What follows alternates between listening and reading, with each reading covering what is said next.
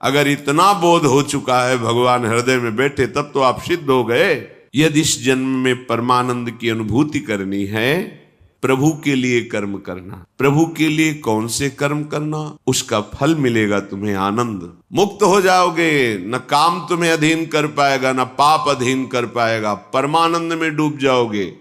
केवल प्रभु के लिए कर्म करो। समस्त पापों का नाश करने में समर्थ है। राधा राधा राधा, कृष्ण कृष्ण कृष्ण, गोविंद गोविंद गोविंद। तुम्हें कोई भी विपत्ति, कोई भी संकट परास्त नहीं कर पाएगा। तो भाग्य प्रकाशित हुए हैं, तब हमको वृंदावन लाया गया और ये सौभाग्य प्राप्त हुआ।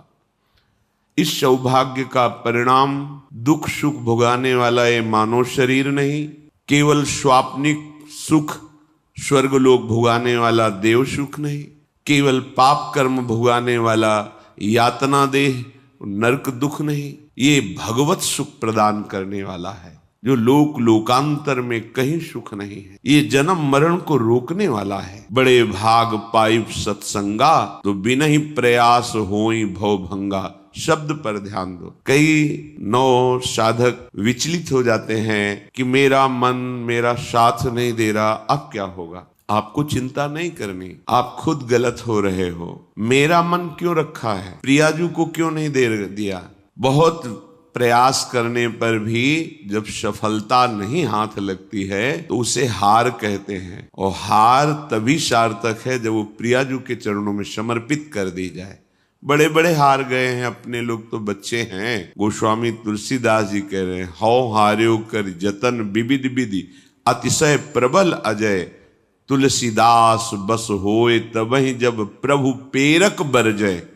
तो दे दो ना उनको मन, फिर चिंता क्यों करते हो? अगर मन प्रभु के हवाले कर दो, वो ठीक कर लेंगे। उनको कोई मेहनत नहीं पड़ेगी ठीक करने में। वो अपने जन्म के जन्म व्यतीत होते जा रहे हैं। मन को आज तक हम राजी नहीं कर पाए। बहुत किया मनमानी। अब मन को हमारे गुरुदेव के वचनों के अनुसार चलना होगा। अब मन को शास्त्र सम्मत आचरण करने होंगे। आप थोड़ा मन से हटिए। मन में जो एक तदात्म भाव ले बैठे हो, यही तुम्हारी दुर्गति का कारण हो रहा है। तुम मन नहीं हो, तुम्हारा एक यंत्र है मन।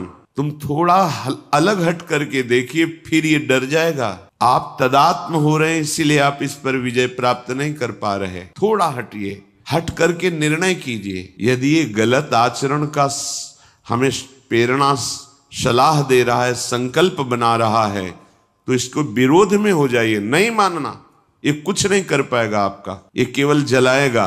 किसको? अपने को। वो आपको नहीं। आप तक इसकी आंच नहीं पहुंच सकती। शास्त्र जिभ्याओं वाले भगवान शेष जी जिनका यश गान करते हैं, आप उन भगवान के अंश हैं। आपको ये काम आदि विकार स्पर्श न किए हैं, कभी न कर सकते हैं। ये मन पर हावी होते हैं, और मन को आपने अपना स्वरूप मान रखा है, इसलिए आपसे दुराचार बन जाता है, पापाचार बन जाता है। यदि इस जन्म में परमानंद की अनुभूति करनी है, यज्ञार्थ माने होता है भगवत प्रीत्यर्थ, प्रभु के लिए कर्म करना। प्रभु के लिए कौन से कर्म करना? स्वकर्मणा। जो तुम्हें कर्म मिला है उसे धर्म के अनुसार करो, भगवत समर्पित कर दो, वो यज्ञ हो जाएगा। उसका फल मिलेगा तुम्हें आनंद, भगवत प्राप्ति, महासुख। कर्म वही है, पर जब अहंकार से प्रेरित होकर अपने लिए करते हो सुसुख वांछा, तो उसमें अधर्म वृत्ति बढ़ जाती है। अधर्म वृत्ति निश्चित आपको भोगना पड़ेगा। यदि भगवान की शरण में हो जाओ, वो कृपा करे तो सब क्षमा हो जाए। वो कह रहे हैं कि नहीं तो आपका जो कर्म प्रकाशित नहीं हुआ है और आपने पाप कर्म किया, वो गुप्त है, वो नष्ट नहीं हुआ, वो भयंकर रूप रख के तैयार है, अपने समय पे तुम्हें नष्ट कर देगा। एक 45-50 वर्ष की अवस्था के थे। अब उनको ज्ञान हुआ कि हमारे द्वारा बहुत अधर्म हुए हैं, अब सब छोड़ो, अब सत् कार्यों में लगो। तो उनके सामने एक स्वर्णकार का मकान था। वो बहुत ही कपटपूर्ण व्यवहार करता था। भोले भाले लोगों को असली स्वर्ण लेकर के, केवल स्वर्ण का लेप करके अलंकार बेचता। अगर कोई जानता तो कुछ राज कर्मचारियों को अपने लेद के अधीन किए हुए था और उसको कुछ नहीं होता। तो जो राज कर्मचारी उसके रहस्य को जानते थे वो रात में ड्यूटी देते थे। उन लोगों ने सोचा कि इतना धन इसने इकट्ठा किया है, अगर हम इसको मार देते हैं और इसका स्वर्ण ले लेते हैं तो कोई रिपोर्ट करने वाला भी नहीं होगा और हम बहुत धनी हो जाएंगे।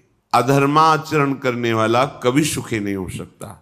स्वर्णकार अधर्म आचरण कर रहा था तो उसके अधर्म आचरण में सम्मिलित होने वाले राज कर्मचारियों ने उसे मार दिया, उसका स्वर्ण ले लिया, धन ले लिया और उसे बॉक्स में बंद करके वो निकल ही रहे थे कि वो जो धर्म पे चलना ठाना था उन्होंने देख लिया, बाहर निकले, उनका ये क्या है, अब वो तो फंस गए क्योंकि बॉक्स में उसकी लाश थी और सब बैग झोला में स्वर्णाभूषण धन था। उन्होंने तुरंत उसको कहा आवाज मत दीजिएगा, देखो हम तुम्हें हिस्सा दे देंगे, ये जो धन हमारे पास है इसको हम 3 हिस्से में बांट लेंगे और इसको हम नष्ट कर देते हैं, कोई जानेगा नहीं, हम राज कर्मचारी हैं, किसी तरह का फसाव नहीं होगा। उन्होंने कहा ये मैं अधर्म का कार्य नहीं कर सकता, मैं तो अब हल्ला मचाऊंगा, सबको बुलाऊंगा और बताऊंगा कि तुमने इसकी हत्या की है और इसका धन अपहरण कर रहे थे। अब राज कर्मचारी उन्होंने सोचा हमारी ड्यूटी भी जाएगी, धन भी जाएगा, सजा भी मिलेगी। दोनों ने इशारे में ही बात कर ली और हल्ला मचा के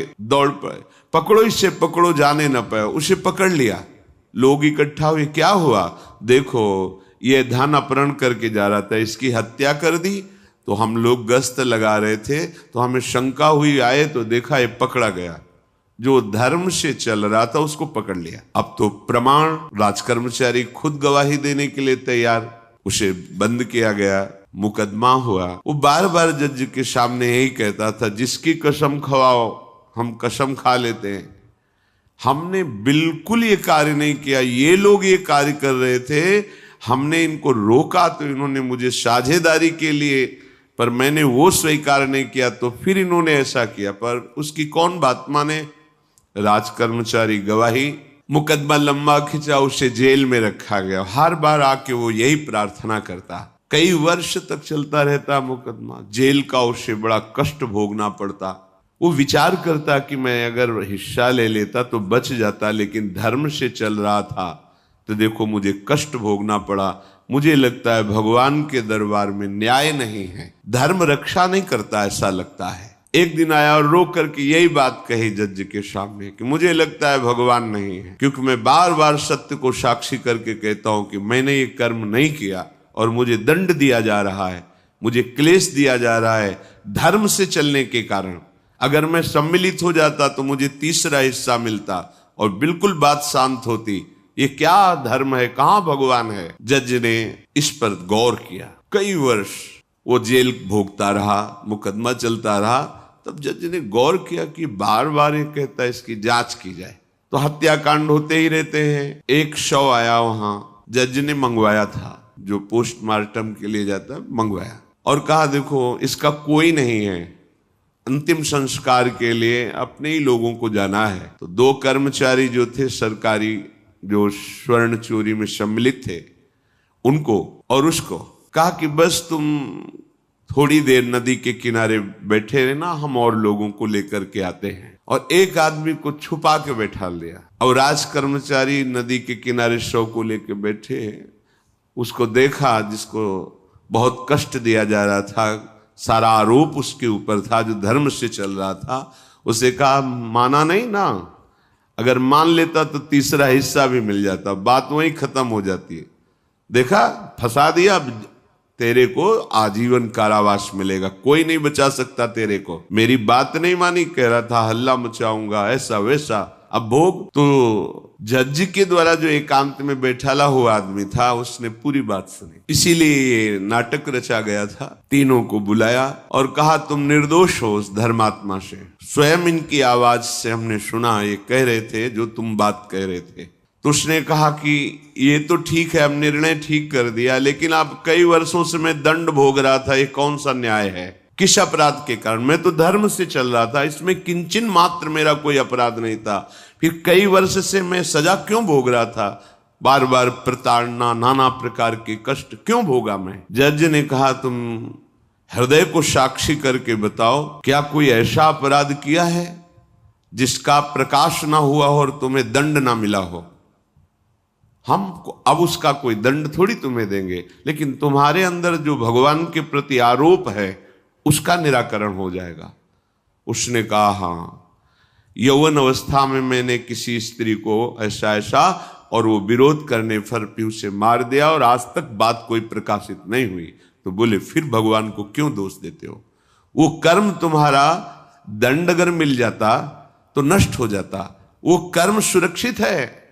उसी कर्म ने तुम्हें यहां अधर्म ना होने पर भी फंसाया और देखो तुम्हें भोगना पड़ा। तो निश्चित समझो, यदि आप अधर्म के द्वारा कोई भी सुख साधन करेंगे तो आप नष्ट होंगे। अधर्म के द्वारा आप धन आदि छीनना चाहेंगे तो आप नष्ट होंगे। अधर्म कर दिया है और उसका प्रायश्चित नहीं हुआ तो वो कर्म सुरक्षित है।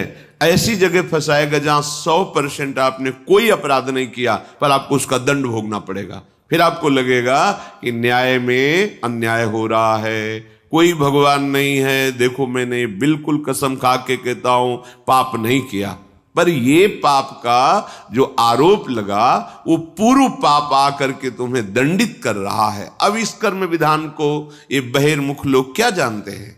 तभी कहते हैं अरे कहां भगवान, कैसे भगवान? आज तुम धर्म से चल रहे हो, लेकिन कल तुमने जो कर्म किया तो तुम शरणागत होकर भजन के द्वारा उसको नष्ट नहीं किया ना, तो वो सुरक्षित है। इसलिए श्री भगवान आदेश कर रहे हैं मुक्त हो जाओगे, न काम तुम्हें अधीन कर पाएगा, न पाप अधीन कर पाएगा, परमानंद में डूब जाओगे। केवल प्रभु के लिए कर्म करो। ये अगरबत्ती, धूप बत्ती, आरती, पूजा, प्रभु को अपना नहीं माना तो ये थोड़ा शुभ कर्म बन गया, बस ये तुम्हारा प्रायश्चित नहीं होगा। जो तुमने अधर्माचरण के अगरबत्ती धूपबत्ती से खत्म होने वाले नहीं हैं, उनके लिए तुम्हें नाम जप करना पड़ेगा, नाम कीर्तन करना पड़ेगा। समस्त पापों का नाश करने में समर्थ है राधा राधा राधा, कृष्ण कृष्ण कृष्ण, गोविंद गोविंद गोविंद। भगवन नाम, अगर भगवन नाम का आप निरंतर जप करने लगे तो आप स्वयं तर जाएंगे और लोगों को तार देंगे। मम भक्ति युक्तो भुवनम पुनात सतरति सतरति सा लोकान तारयति। जो भी कर्म कर रहे हो वो भगवान के लिए भावना करो, उस कर्म को भगवान को समर्पित करो, तो तुमसे पापाचरण नहीं होगा। जो पापाचरण हो गए हैं 10 मिनट केवल बैठ करके अपने घर में ही ताली बजा के मंजीरा लेकर के, इसे नाटक मत समझो, आडंबर मत समझो। नहीं, जो आडंबर और नाटक किए हैं ना, वो जब अपना नाटक फैलाएंगे तो तुम उस नाटक से निकल नहीं पाओगे। माया का नाटक है भगवान नाम कीर्तन। ये जो लोग कहते हैं ना कि भगवान तो हृदय में बैठे, दिखावे की क्या जरूरत है? अगर इतना बोध हो चुका है भगवान हृदय में बैठे, तब तो आप सिद्ध हो गए। केवल वाणी से बोल रहे हो, मनमानी आचरण कर रहे हो, दुर्गति को प्राप्त हो रहे हो। सबके हृदय में बैठा है पर दुर्दशा रोक रहा है क्या वो? क्यों? क्योंकि तुम केवल बातों से कहते हो तो सबके हृदय में बैठा है। ऐसा अनुभव किया? अगर ऐसा अनुभव किया तो बेविचार किसके साथ करते हो, चोरी किसकी करते हो, हिंसा की, कपट किससे, द्वेष किससे? बस केवल बातों से बात नहीं बनती। ये कर्म बातों से नष्ट नहीं होता, इसके लिए अनुष्ठान करना होगा नाम का। चाहे जैसी परिस्थिति हो, चाहे जो हो, जैसे भी हो, तुम्हारा मंगल होगा। अहोबत स्वपचतो गरीयान यज्जिभ्यागे वर्तते नाम तुभ्यम।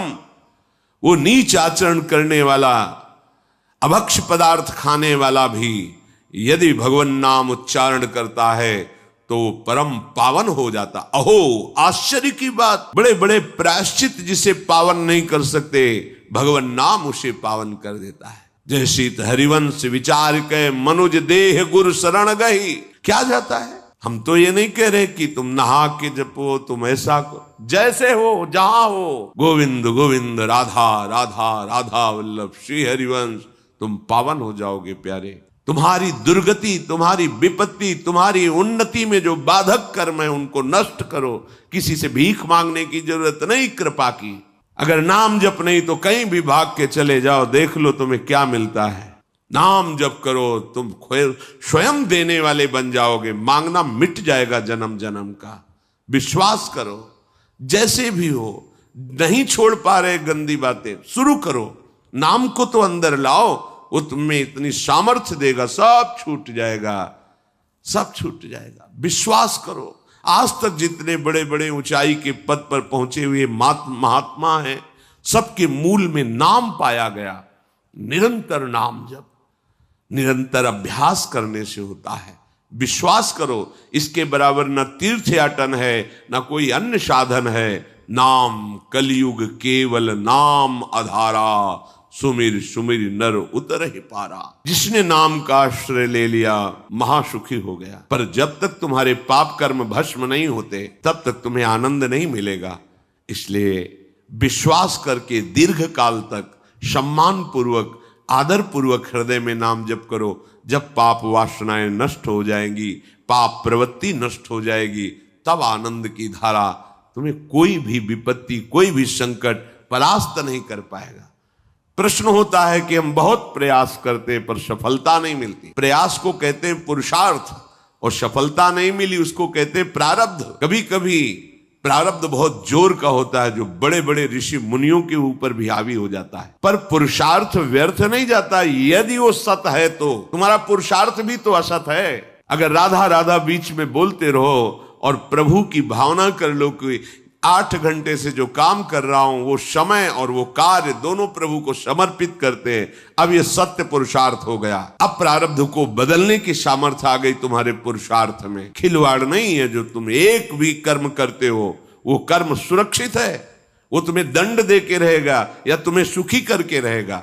असत है, पाप है तो दंड देगा, सत है, सुकृत है तो सुखी करेगा। विश्वास मानिए, ये सत्य वार्ता है, ये कोई चाटुकारिता की बात नहीं है। सत्य में सत्य रहता है, चाहे जो युग हो, चाहे जो समय हो, सत्य अपना प्रभाव दिखा के रहता है। इसलिए भगवान का आदेश है, तुम्हारा जीवन भगवत प्राप्ति के लिए, आनंद में डूबने के लिए, मस्त होने के लिए मिला है। ये मस्ती नशा में नहीं है, ये मस्ती दूसरों के शरीर का मांस खाने में नहीं है, ये मस्ती दूसरों की हिंसा व्यभिचार इसमें नहीं है। मस्ती है स्वात्मानंद की। जब कोई चाह नहीं, कोई परवाह नहीं, मृत्यु भी एक खिलौना लगने लगे, उसे मस्ती कहते हैं। वो मस्ती आती है भगवान नाम जप से। शुद्ध ज्ञान का प्रकाश हुआ, मरने का भय खत्म हो गया, क्योंकि शरीर राग नष्ट हो गया। इसलिए सावधान होकर, जो जहां जैसी भी परिस्थिति में हो, भगवान नाम सदैव अपने पास रखो। राधा राधा, कृष्ण कृष्ण, गोविंद गोविंद। देख लेना, निहाल हो जाओगे, निहाल हो जाओगे, मस्त हो जाओगे। हमारी बात मान लो, हमारी प्रार्थना मान लो। कुछ इसमें नहीं लगता, इसमें न पैसा देने की बात कह रहे, ना कोई संयम नियम की बात कर रहे। जैसे बने, मन नहीं लगता, मत लगने दो, ये बड़ा दुष्ट है। ये लगता है हमें दुर्गति कराने के लिए। अगर इसकी हां में हां मिलाओगे तो ऐसे निंदनीय कर्म कराता है, घृणा होती है अपने मन से। देखो ना, झांक के देखो ना मन को, कभी ये तृप्त नहीं हुआ। वही गंदी बात, वही गंदा चिंतन, वही गंदे आचरण की प्रेरणा। इस दुष्ट को मित्र मानते हो, ऐसे मन को? जो हमारा खास दुश्मन है वो मन है। वासनाओं में फंसा हुआ, वासनाओं की प्रेरणा करने वाला दुश्मन मन है। इस मन को डंडे से मारो। डंडा है हरिनाम। जितना जपोगे मन उतना ही सावधान रहेगा। कृष्ण कृष्ण, गोविंद गोविंद गोविंद, निरंतर रटन करो। राधा राधा राधा। क्या जाता है? जिह्वा से नाम उच्चारण कर रहे, शरीर से अच्छे कर्म कर रहे हैं, विचार अपने आप पावन होने लगेंगे। विचार पावन हुआ तो महात्मा हो गया, चाहे वो गृहस्थ हो, चाहे वो विरक्त हो। तो ध्यान दीजिए, हमारे पुरुषार्थ को प्रबल करने वाला और प्रारब्ध को नष्ट करने वाला एक ही महान समर्थ है, भगवान नाम। इसके सामने कोई साधन बराबरी नहीं कर सकता। ये महामहिम नाम भगवान का है, भगवान को भी अधीन करने की सामर्थ्य रखता है।